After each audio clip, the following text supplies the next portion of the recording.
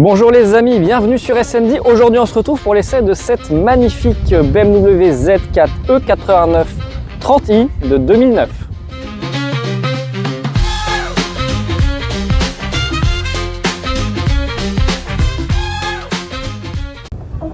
Oh pardon. Alors oui, cette Z4 elle a une histoire parce que chez BM c'est quand même une gamme à part entière. Elle descend de la Z3. La Z3 qui était vraiment le petit cabriolet, le petit roadster. Attention Nicolas, tu bouches la route. Bon, donc avant que Nicolas se fasse écraser, ce qu'on disait c'est qu'effectivement la Z4 chez BM c'est le petit roadster, enfin petit, tout est bien relatif parce que la bête fait quand même plus d'1,80 m de large, mais bon ça c'est du détail. Elle est la descendante de la Z3, Z3 qui au passage d'ailleurs était la concurrente de la MX5 qu'on essayait dans notre première vidéo. Enfin la Z3 était la concurrente de la MX5. Donc jusqu'en 2009, on a eu la Z4 de première génération, la Z4 E85. En 2009 est sortie celle-ci, la Z4 E89. Donc celle-ci est une des toutes premières un des tout premiers modèles qui a été sorti d'usine. La Z4 c'est quelque chose de bien différent en fait, cerné dans l'esprit de la Z3 ou même de la Z4 de première génération. Puisque la Z3 et la Z4 de première génération, c'était vraiment des véhicules assez proches, finalement assez similaires à la MX5 chez Mazda qu'on a essayé. Donc léger, sportif, dynamique. Voilà le petit bout de bois qui se faufile un peu partout et qui adore les petites routes sinueuses. Sauf que vis-à-vis de la clientèle que BMW avait à cette époque sur le véhicule, il y a eu beaucoup de retours d'essayeurs et de clients qui jugeaient la voiture inconfortable au possible, etc. Donc sur la série des E89, ils ont décidé vraiment de faire un pas plutôt vers le côté GT que roadster purement sportif. Donc on est vraiment face à une GT, donc on ne peut pas attaquer sur les petites routes, mais on le verra après ça, avec cette voiture. Voilà pour le point un petit peu histoire. Principalement cette voiture c'est quoi? C'est des 6 cylindres en ligne, avec le 2,5 litres et le 3 litres. Il y a eu des 4 cylindres notamment vers la fin, avec le 20i en 245 chevaux. Voilà, les vrais moteurs ça reste quand même le 2,3 litres pardon, et non pas le 2,5 litres en 6 cylindres, et le 30i qui est le plus gros bloc Atmo jamais monté sur une Z4. Donc ici qui développe 258 chevaux. Bon, et qu'est-ce qu'il y a d'important sur une Z4 qui s'ouvre et qui est très grand? C'est évidemment le coffre, hein, pas le capot bien sûr.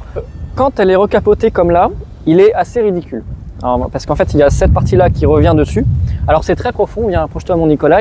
Allez, là on va pas pouvoir le voir parce que j'ai la bâche de protection, mais si tu regardes, un cadavre ne rentre pas. Voilà, c'est assez profond. On a environ 180 litres, donc c'est pas énorme, mais en tout cas c'est profond. Il y a de quoi partir en week-end à 1,5. Voilà, faut que votre partenaire n'est vraiment pas des gros godes. Par contre, une fois que le coffre est effectivement dans cette position-là, on peut rabattre ça, on enlève la bâche, et là vous avez pour le coup... Et on la jette dans la Seine. Non, voilà. non. C'est le cadavre qu'il y a dedans. Là vous avez pour le coup, franchement, un coffre qui est super grand, qui fait plus de 300 litres, qui est vachement accessible. Et là, il n'y a aucun problème pour partir 3, 4, 5 jours sans aucun souci. Effectivement, ouais. Moi je pense qu'en tant que nain... Voilà. Je sais pas si on pourrait fermer, mais bon, ça donne une petite idée quand même. Bon, et toute blague à part, qu'est-ce qu'il y a de long, de très grand et qui s'ouvre sur la Z4? C'est son capot, son moteur surtout. Un des plus longs capots de la production automobile, on est presque à 1,80 m de long. Alors moi, ce capot-là, je l'appelle mon préau, parce que globalement, on peut en mettre beaucoup des enfants dessous. Ah oui, d'accord. Allez, venez voir la bête. Donc, approchons-nous. Un immense bloc moteur, 6 cylindres, encore chaud, ça fait du bien parce que ça m'éricaille aujourd'hui. 6 cylindres en ligne, vidéo, 3 litres atmosphérique. Très beau bloc. Ouais. Une belle cathédrale, comme on n'en fait plus. Et avec une fiabilité qui est au rendez-vous. Hein. À nouveau, je ne veux pas tacler ta petite MX5, Nicolas, mais on a un bloc qui est quand même plus puissant, qui est plus fiable, qui est plus gros, qui est plus noble, pour une meilleure fiabilité et une conso qui est à minima pareil, si ce n'est, dis-moi si j'abuse, mais si ce n'est moins élevé, hein, parce que je descends très facilement sous les 10 litres. Hein. Et ben maintenant, on est à l'intérieur de cette petite Z4. Et à nouveau, en fait, comme je vous disais sur l'extérieur, avec cette E89, BMW a pris une nouvelle direction. On leur reprochait d'être à la fois pas assez confortable, pas assez bien fini. Bon, ils ont vraiment pris la direction d'une GT. Cette voiture, c'est complètement une GT. Et l'intérieur est digne d'une GT. Vous voyez, sur à peu près tout le tableau de bord, on a du cuir surpiqué. Tout est bien fini, bien assemblé. Là, on a de l'aluminium. Le clic des boutons, le ressenti est vraiment super agréable. Tout est très bien fini. La voiture a quand même bientôt 16 ans et tout est dans un état absolument irréprochable, tout vieillit très très bien.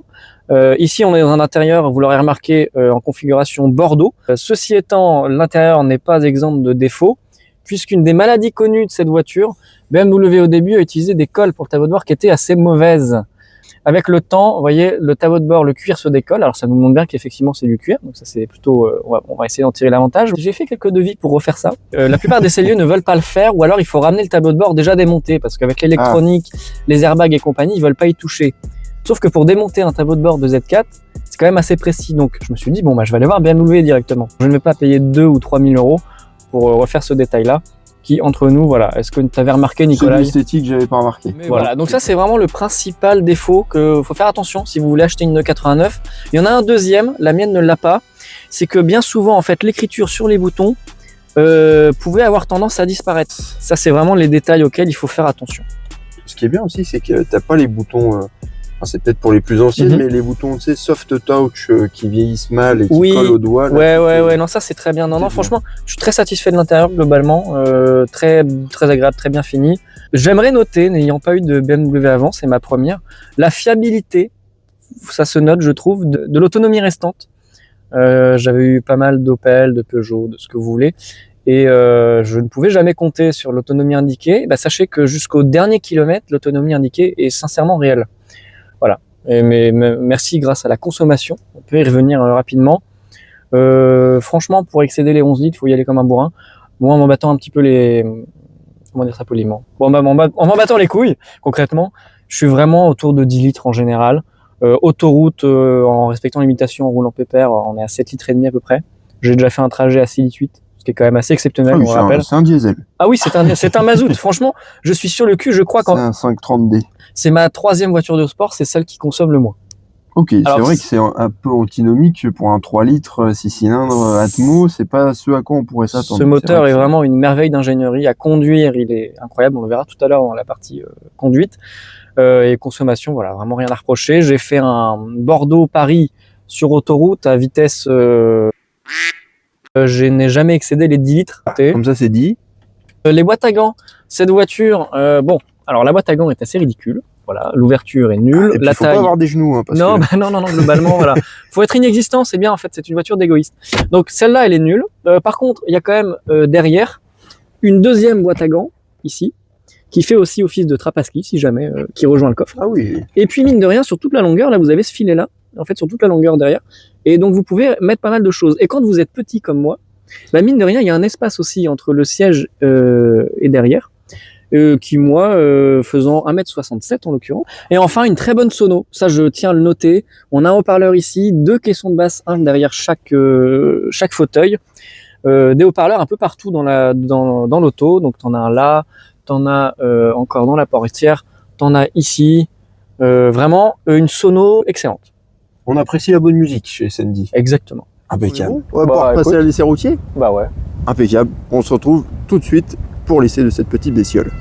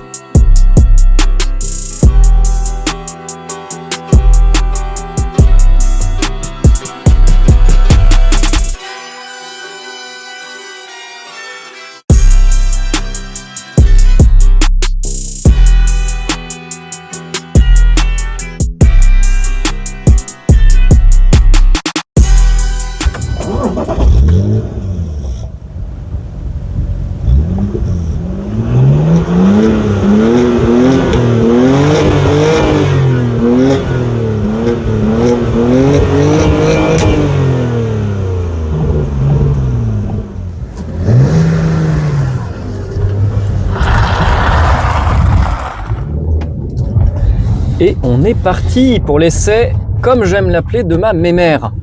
Parce que oui, cette voiture, en apparence, elle est sportive, elle a un moteur qui envoie, mais elle n'a rien à voir en termes de philosophie de vie à la MX-5 ou à la Z3 ou même à la Z4 de précédente génération. C'est vraiment un canapé roulant.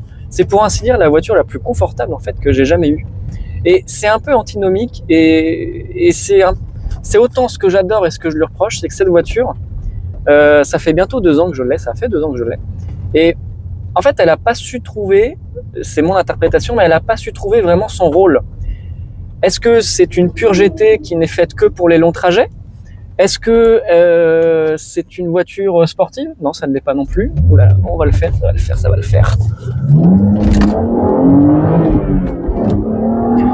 Voilà, fallait bien s'insérer, hein. C'est comme dans la daronne de Nicolai. Allez, c'est une voiture que j'aime beaucoup, mais à conduire, on est vite déçu. Parce qu'elle est très lourde, très très lourde. La direction est lourde. Le capot, comme vous pouvez le voir à l'avant, est immense. Interminable. On ne sait pas où est-ce qu'on positionne les roues. Non, elle a vraiment pas des très bonnes qualités dynamiques. C'est-à-dire qu'elle tient très bien la route. J'ai jamais pu vraiment, franchement, la mettre en défaut. Mais elle n'est pas faite pour attaquer.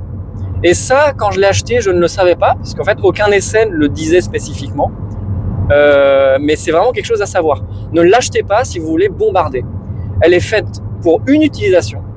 L'autobahn, les autoroutes allemandes. Bah même pas en fait. Même pas parce qu'elle n'est pas excellemment bien insonorisée. J'ai pas de régulateur de vitesse. La 6e, alors elle s'appelle 6, mais c'est une 5 hein, globalement. Sur l'autoroute, on est à 3000, 3500 tours. Donc on a connu des 5e qui étaient plus longues. Donc non, elle n'est pas bonne en ville. Elle n'est pas bonne sur autoroute. Bah en fait, elle est bonne à une chose, la balade, cheveux au vent, à profiter du couple de la 6e, comme on fait là en fait. Bon, on n'est pas cheveux au vent, mais t'as compris. Ça viendra. Ça viendra bientôt. Voilà, elle est faite uniquement pour ça, cette voiture. Donc, on aime, on déteste, mais c'est à savoir, c'est sa philosophie. Ne l'achetez pas pour la ville, ne l'achetez pas pour bombarder, ne l'achetez pas pour l'autoroute. Achetez-la pour faire des road trips sur des routes de campagne, cheveux au vent, en profitant du couple.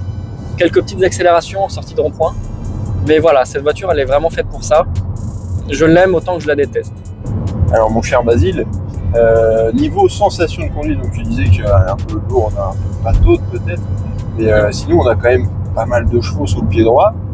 Est-ce que tu ressens vraiment ce petit coup de pied aux fesses quand tu la titilles un petit peu? Est-ce que ça te plaque contre le siège? Bah, on a 258 chevaux, 1 tonne 360. Alors, coup de pied aux fesses, oui et non, parce que c'est un atmo, donc ça va pas se déclencher d'un coup. Faut vraiment rétrograder et être déjà dans les tours. Voilà, là, faut vraiment la chercher dans les tours. Autant j'ai été très critique sur le comportement, autant ce moteur, il est absolument incroyable. Bon, de par la conso qu'on a vu tout à l'heure, mais son comportement est vraiment exceptionnel parce que il est rond, il est plein en bas. Mais voilà, vraiment en bas, il a cette rondeur, cette reprise. C'est instantané, on a du couple à bas régime, ça reprend à 1100 tours minute sans aucun problème. Vous voyez, là on est à 50, je peux taper la 5 sans aucun problème. Voilà, on n'est même pas à 50, je suis en 5e. J'accélère, ça repart tranquillement avec du couple. Donc vraiment, ce moteur, il est incroyable. Il a cette souplesse en bas et en même temps, si on est en haut, c'est rageur. C'est rageur. Dès qu'on passe les 4005, les 5000, ça devient métallique. C'est rageur, c'est incroyable. Donc en fait, c'est un moteur qui est un peu bizarre dans cette voiture parce que il peut pousser à bombarder. Pour autant, la voiture, elle te dit non, je suis pas fait pour ça. Tape une accélération, fais-toi plaisir. Mais les virages, même si je sais les prendre vite, je sais pas mon kiff. Donc cette voiture, elle a vraiment une double personnalité, quoi.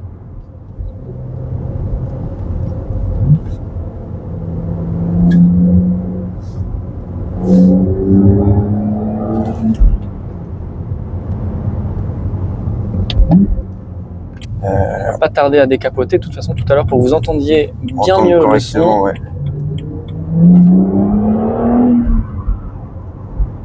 Bon, le principe d'une décapotable quand même, c'est de l'ouvrir. Et ce toit en dur, que moi je trouve absolument magnifique quand elle est fermée, il a pas mal d'avantages, effectivement, il réduit les bruits d'air, etc. Il y a 2-3 petits trucs à savoir, effectivement, c'est que le mécanisme est complexe. On a connu quelques fragilités sur ce toit, notamment sur les vérins. Il est censé pouvoir s'ouvrir en roulant, personnellement je ne le fais pas. Et il est assez capricieux, dès qu'il y a la moindre pente, il ne veut pas s'ouvrir. On est bon. Le bouton, il faut rester appuyé tout le long de la manœuvre dessus. Ça, c'est un petit peu chiant, mais c'est à savoir. Mais manœuvre qui est très jolie à voir, même de l'intérieur. Là, le principal va s'ouvrir. Et tac, ça va se reclipser dedans. avec un magnifique filet anti-remous qui, par rapport à la MX5, fonctionne très fonctionnel. Je suis très content de ce filet anti-remous, il fonctionne vraiment très bien.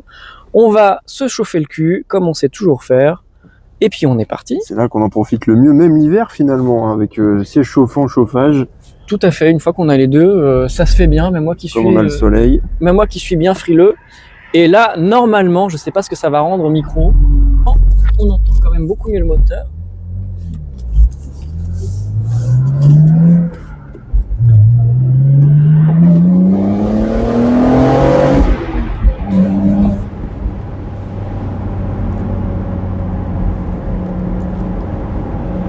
Et là, ça y est, là, elle est dans son élément. Une petite balade dynamique. Et on est vraiment dans ce qu'elle aime. Dans ce pourquoi elle a été pensée.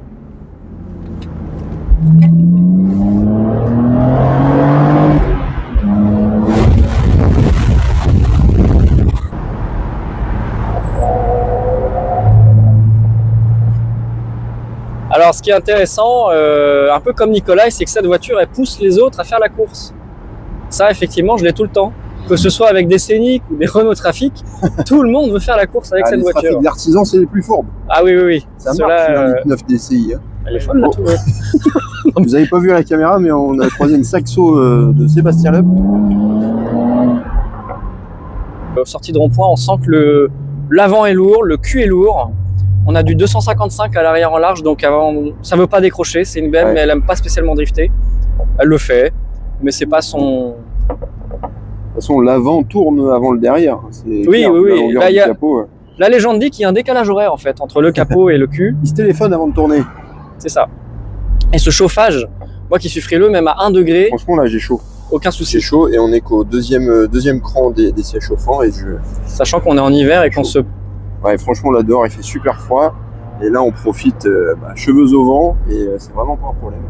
Le rayon de braquage de cette voiture aussi, je pense qu'il faut qu'on en parle, il est vraiment exceptionnel. Alors, c'est probablement parce que c'est une propulsion, donc ça aide, mais c'est à noter. Elle n'aime pas être en ville, elle n'est pas facile à manœuvrer en ville, parce que le long capot, parce que la largeur, parce que voilà. Mais elle braque bien. Ouais. Cette voiture, elle est plus confortable qu'une citadine lambda, par exemple. Ah ouais, largement. Ça, c'est sûr et certain. Et on se retrouve pour la fin de la vidéo, juste après. Allez, à tout de suite. Bon, est-ce que ça serait pas le bilan de cette petite Z4 ? Mon bilan perso, après 2 ans de possession, globalement, il est positif, même si elle n'a pas su trouver sa place dans mon utilisation.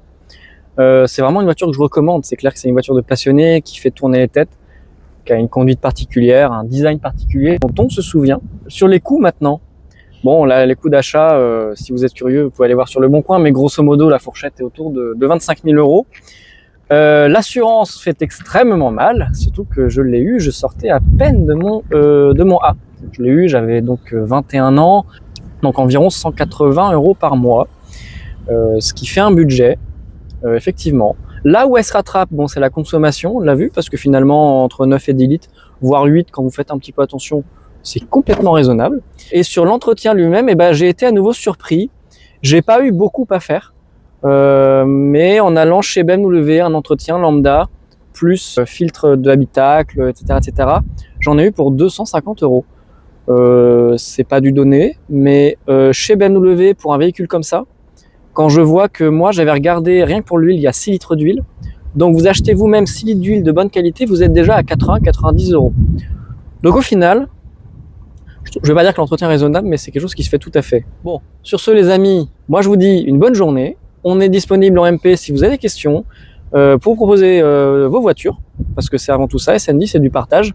Si vous avez des voitures d'exception, des voitures plaisir, des voitures avec lesquelles vous avez une histoire, nous on est là, on peut se faire un essai, tous les 2, tous les 3, et on vous dit salut les amis! À très bientôt les amis, et on se retrouve dans une prochaine vidéo sur YouTube. N'hésitez pas à vous abonner, mettre la cloche, et on vous dit à bientôt. Ciao, ciao!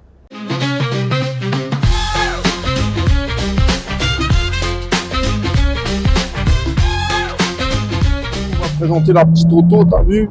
Pour l'instant, il va taper une petite axelle vite fait là et on se retrouve dans le platane. Voilà. Ah!